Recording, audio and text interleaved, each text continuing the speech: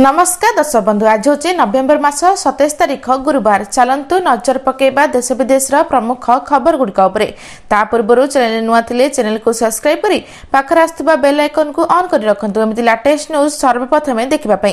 तेबे आसंतु आज दिनर गुरुत्वपूर्ण खबर गुड़िक नजर पकेबा। आज प्रथम खबर पुणी फेरिला बात्या इंडोनेशिया सृष्टि है बात्या सेनार बल गोटाई आगक बढ़ुची घनैला बात्या नवेम्बर मास शेष को पुणी आसिला आउ एक बात्या इंडोनेशिया सृष्टि होई आगक बढ़ुची बात्या सेनार। उत्तर पूर्व इंडोनेशिया सृष्टि है बात्या सेनार माल्का समुद्र पार्श्ववर्ती अंचल सृष्टि है बात्या। आज इंडोनेशिया उपकूल को पूर्वाह्न अतिक्रम करने संभावना रहा अनुमान कर सूचना दे सुनिश्चित करला भारतीय पाणीपाग विभाग। आईएमडी अनुसार आगामी 24 घंटा पर्यंत घूर्णिझड़र तीव्रता बजाय रही धीरे धीरे दुर्बल होबार संभावना बहुत अधिक रही। आज यही झड़ प्राय सीधासलख पश्चिम दिगरे गति करी इंडोनेशिया उपकूल अतिक्रम करने संभावना रही। यापर आउ किछि समय पर पश्चिम दक्षिण पश्चिम दिगरे गति करी आगामी 2 दिन मध्य पूर्व दिग को फेरीजिब। बात्यार प्रभाव सेतटा रहइब नाही बोली कहुछि बोली सूचना रही। परवर्ती खबर लघु खनिज चोर खनि माफिया और बाली माफिया को निश्चिन्न कराजिब कठोर चेतावनी देले खनि मंत्री।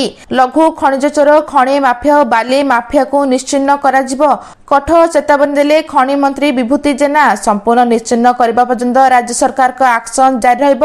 नुआ आईन को कड़ाकड़ी भाबे पालन करा जाउछि।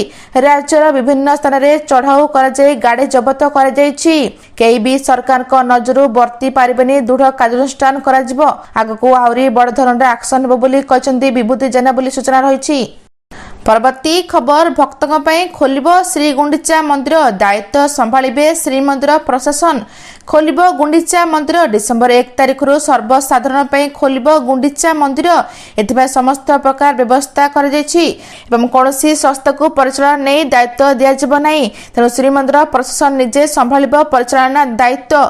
कोविड महामारी ठारू बंद रहितला गुंडीचा मंदिर जहाँफल दीर्घ वर्ष धरी दर्शन को बंची रही सर्वसाधारण आउ एबे गुंडीचा मंदिर सर्वसाधारण खोलने को निष्पत्ति निया जायछि। गुंडीचा मंदिर दर्शन पर आसुवा साधारण समस्त प्रकार आनुष्ठानिक व्यवस्था कर जायछि एवं गुंडीचा मंदिर चतुर्पार्श्वे थिबा जबरदखल उच्छेद कर जायछि। टेंडर न जाई श्रीमंदिर प्रशासन निजे एहाको परिचालना करिबो। दर्शन पर विभिन्न प्रकार व्यवस्था कराइछि बोली सूचना दैछन्ती पुरी जिलापाल दिव्य ज्योति परिडा बोली सूचना रहिछि। परवर्ती खबर राष्ट्रपति का ओडिशा गस्त गुरुवार राजधानी रे एही रास्ता रे कटकणा। आसंता 27 तारिख रे महामहिम राष्ट्रपति 2 दिनिया ओडिशा गस्त रे आसुछन्ती। ओडिशा विधानसभा रे शीतकालीन अधिवेशन को राष्ट्रपति द्रौपदी मुर्मू संबोधन करबे। राष्ट्रपति गस्त को आखि आगे रखी भुवनेश्वर कमिशनरेट पुलिस पक्षरु ट्रैफिक सुरक्षा व्यवस्था कड़ाकड़ी कर जायछि। वीआईपी को सुरक्षा दृष्टि रखी आईन 2003 धारा 27 एवं कटक भुवनेश्वर कमिशनरेट पुलिस 2008 धारा 36 अनुसार राष्ट्रपति यातायात पथ कटकणा लागू कर जायछि। आसंता 27 तारिख तथा गुरुवार दिन एयरपोर्ट छक को हस्पिटाल छक पर एजी छकरू बोमा माड़ दे राजभवन जाए अपराह्न 1:30 मिनिट अपराह्न 3टा घंटा पर्यंत यातायात पथ को बंद कर जायछि बोली सूचना रही। परवर्ती खबर आज विधानसभा शीत अधिवेशन आरंभ। राष्ट्रपति गस्त पे सुरक्षा व्यवस्था कड़ाकड़ी। आज आरंभ विधानसभा शीत अधिवेशन। काली बसुची सर्वदलीय बैठक। विधायक दल बैठक में रणनीति प्रस्तुत करेंगे। शासक विरोधी गृह कार्य सुरखुरी चलाइबा सहयोग लोड़े बाचस्पति। आज 2 दिनिया गस्त आसी विधानसभा उद्बोधन देवे महामहिम। अपराह्न उद्बोधन देवे राष्ट्रपति। तेज प्रथम थर पर ओडिशा विधानसभा इतिहास गृह को उद्बोधन करेंगे राष्ट्रपति। राष्ट्रपति गस्त पे सुरक्षा व्यवस्था कड़ाकड़ी कर 27 तारिख डिसेंबर 31 तारिख जाए चलिबो विधानसभा शीतकालीन अधिवेशन बोली सूचना रही। परवर्ती खबर हिमान को मृत्यु। कटक मधुपाटଣା थाना रे लिखित अभियोग। पुणी थे थाना रे पहुंचला विशिष्ट कंठशिल्पी हिमान सागर को मृत्यु घटना। हिमान को मृत्यु रहस्य पर्दाफाश थाना रे एतला दिया जायछि। कटक मधुपाटଣା थाना रे एक लिखित अभियोग देले ओडिया चलचित्र निर्देशक जितू राउत। तांको एतला रे कंठशिल्पी अर्पिता हिमान को मैनेजर प्रशांत और दिनेश को ना उल्लेख कर जायछि। हिमान को मृत्यु घटनार पुंखानुपुंख तदंत करबाकू दाबी करछन्ती निर्देशक जितू राउत। ତାଙ୍କ ସହ ଅନ୍ୟ କଳାକାର ମାନେ ମଧ୍ୟ ଥାନାରେ ଅଭିଯୋଗ କରିଥିବା ଜଣାପଡ଼ିଛି। ତେବେ ହିମାଙ୍କ ମୃତ୍ୟୁ ପରେ ତାଙ୍କର 3 ସହଯୋଗୀ ଭୂମିକାକୁ ତଦନ୍ତ ପରିସରମୁକ୍ତ କରିବାକୁ ଅନୁରୋଧ କରିଛନ୍ତି ଏବଂ ହିମାନଙ୍କ ଆର୍ଥିକ କାରବାର, ଚିକିତ୍ସା, ଘର ସେବା ଅବହେଳା ସମ୍ପର୍କରେ ଉଚ୍ଚସ୍ତରୀୟ ତଦନ୍ତ ସହ ଆଇନଗତ କାର୍ଯ୍ୟାନୁଷ୍ଠାନ ଗ୍ରହଣ କରିବାକୁ ଦାବି ହୋଇଛି ବୋଲି ସୂଚନା ରହିଛି। ପରବର୍ତ୍ତୀ ଖବର, ଆପଣଙ୍କ ଖାତାକୁ ବି ଆସିନି 21ତମ କିସ୍ତି। 2000 ଟଙ୍କା ପାଇବାକୁ ଫଟାଫଟ କରନ୍ତୁ ଏହି କାମ। ନଭେମ୍ବର 19 ତାରିଖରେ ପ୍ରଧାନମନ୍ତ୍ରୀ ମୋଦି 9 କୋଟି ଚାଷୀଙ୍କ ଆକାଉଣ୍ଟକୁ ପ୍ରଧାନମନ୍ତ୍ରୀ କିଷାନ ଯୋଜନାର 21ତମ କିସ୍ତି ସ୍ଥାନାନ୍ତରଣ କରିଥିଲେ। ତାମିଲନାଡୁର କୋଏମ୍ବାଟୁରୁ ପ୍ରଧାନମନ୍ତ୍ରୀ ମୋଦି ଡିବିଟି ମାଧ୍ୟମରେ ପ୍ରାୟ 18,000 କୋଟି ଟଙ୍କା ସିଧାସଳଖ ଚାଷୀଙ୍କ ବ୍ୟାଙ୍କ ଆକାଉଣ୍ଟକୁ ପଠାଇଛନ୍ତି। ତେବେ ଦେଶର ଅଧିକାଂଶ ଚାଷୀ ପ୍ରଧାନମନ୍ତ୍ରୀ କିଷାନ ଯୋଜନାର 21ତମ କିସ୍ତି ପାଇସାରିଛନ୍ତି। ତଥାପି ଯଦି ଅନେକ ଚାଷୀଙ୍କ ପରି ଆପଣ ଏପର୍ଯ୍ୟନ୍ତ ବ୍ୟାଙ୍କ ଆକାଉଣ୍ଟରେ 2000 ଟଙ୍କା ପାଇନାହାନ୍ତି, ତେବେ ଚିନ୍ତା କରନ୍ତୁ ନାହିଁ।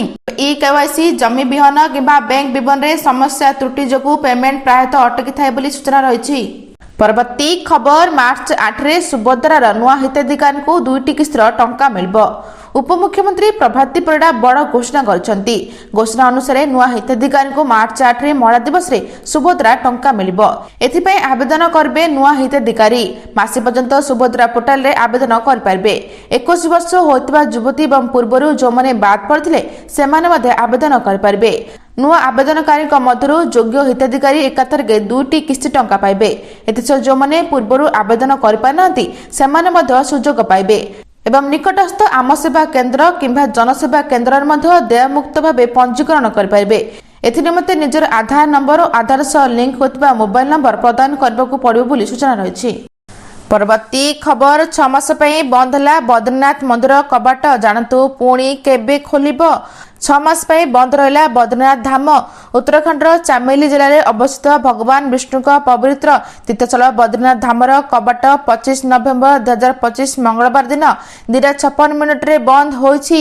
ତେବେ ଶୀତ ଋତୁ ପାଇଁ ଏହାକୁ 6 ମାସ ପାଇଁ ବନ୍ଦ ରଖାଯାଇଛି ଏବଂ ଆଗାମୀ 6 ମାସ ପାଇଁ ବଦ୍ରିନାଥକୁ ଯୋଶୀ ମଠରେ ପୂଜା କରାଯିବ।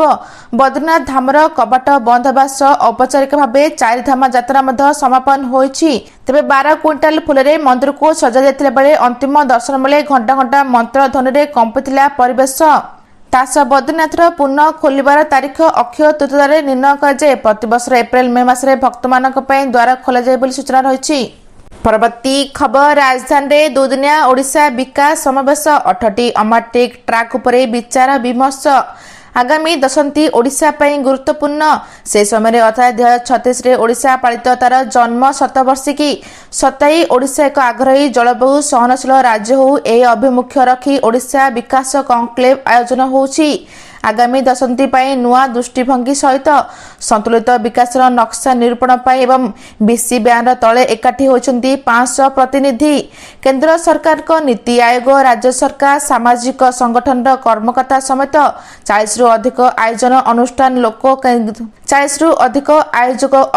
ଲୋକ କେନ୍ଦ୍ରୀୟ ବିକାଶ ଓ ପ୍ରକୃତି ସହିତ ସମନ୍ୱୟତା ରଖି ପଦକ୍ଷେପ ଗୁଡ଼ିକ ବାବଦରେ ଚିହ୍ନନ ମନ୍ଥନ ରଖିବେ ବୋଲି ସୂଚନା ରହିଛି।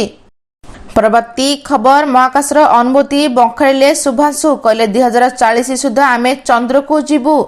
ସାଇ ଇଣ୍ଟରନ୍ୟାସନାଲ ସ୍କୁଲ କାର୍ଯ୍ୟକ୍ରମରେ ମହାକାଶଚାରୀ ଶୁଭ୍ରାଂଶୁ ଶୁକ୍ଲା ବାର୍ଷିକ ବିଜ୍ଞାନ ପ୍ରଯୁକ୍ତି ବିଦ୍ୟା ମେଳା ସାଇଟର 9ମ ସଂସ୍କରଣରେ ସାମିଲ ହୋଇଛନ୍ତି। କାର୍ଯ୍ୟକ୍ରମରେ ଭାଗ ନେଇ ମହାକାଶର ଅନୁଭୂତି ବଙ୍ଖାଇଲେ ଶୁଭ୍ରାଂଶୁ। 2040 ସୁଦ୍ଧା ଆମେ ଚନ୍ଦ୍ରକୁ ଯିବୁ, ଏହି ଯୋଜନା ଆମର ରହିଛି। ଗତ ବର୍ଷ ଅଗଷ୍ଟରେ ମୋ ମିଶନ ଆରମ୍ଭ ହୋଇଥିଲା। ଗଗନୟାନ ମିଶନ କାମ ଚାଲିଛି, ମୁଁ ସେଥିରେ ଗୋଟିଏ ପାର୍ଟ ବୋଲି ସେ କହିଛନ୍ତି। ପରବର୍ତ୍ତୀ ଖବର, ସରକାର ନେଲେ ବଡ଼ ନିଷ୍ପତ୍ତି, ଏଣିକି ଦ୍ୱିତୀୟ ବିବାହ କଲେ ଭୋଗିବାକୁ ହେବ 10 ବର୍ଷ ଜେଲ ଦଣ୍ଡ। ଏଣିକି ଦ୍ୱିତୀୟ ବିବାହ କଲେ ଆପଣ 10 ବର୍ଷ କାରାଦଣ୍ଡ ଭୋଗିବେ। ଆସାମ ସରକାର ବହୁ ବିବାହ ବିରୋଧୀ ବିଲ୍ ଆଗତ କରିଛନ୍ତି, ଯେଉଁଥିରେ ଦ୍ୱିତୀୟ ବିବାହ ପାଇଁ 10 ବର୍ଷ ପର୍ଯ୍ୟନ୍ତ ଜେଲ ବ୍ୟବସ୍ଥା ପ୍ରସ୍ତାବ କରିଛନ୍ତି। ମୁଖ୍ୟମନ୍ତ୍ରୀ ହିମନ୍ତ ବିଶ୍ବ ଶର୍ମା ମଙ୍ଗଳବାର ଦିନ ଆସାମ ବିଧାନସଭାରେ ଉପସ୍ଥାପିତ ଏକ ବହୁ ବିବାହ ବିରୋଧୀ ବିଲ୍ ଆଗତ କରିଛନ୍ତି, ଯେଉଁଥିରେ ପ୍ରଥମ ବିବାହ ବୈଧ ଥିବା ପର୍ଯ୍ୟନ୍ତ ଦ୍ୱିତୀୟ ବିବାହ କରିବାରେ କିମ୍ବା ଲୁଚି ରହିବା ପାଇଁ ଜେଲ ଏବଂ ଭାରୀ ଜରିମାନା ବ୍ୟବସ୍ଥା କରାଯାଇଛି। ତା ସହ ଆସାମ ବହୁ ବିବାହ ନିଷେଧ ବିଲ୍ 2025 ଅନୁସାରେ ବହୁ ବିବାହକୁ ଏକ ଅପରାଧରେ ଗଣାଯିବ, ଯେଉଁଥିରେ 7 ବର୍ଷ ପର୍ଯ୍ୟନ୍ତ ଜେଲ ଏବଂ ଜରିମାନା ବ୍ୟବସ୍ଥା ରହିଛି ଏବଂ ଯଦି ଜଣେ ବ୍ୟକ୍ତି ପୂର୍ବ ବିବାହକୁ ଲୁଚାଇ ରଖନ୍ତି ତେବେ 10 ବର୍ଷ ପର୍ଯ୍ୟନ୍ତ ଜେଲ ଦଣ୍ଡ ହୋଇପାରେ ବୋଲି ସୂଚନା ରହିଛି। आज एतिकी दर्शक बंधु भिडियोटी भल लगे चैनल को गोटे लाइक करी सब्सक्राइब करी शेयर करने जमा भी भूलु ना। रहुची नमस्कार।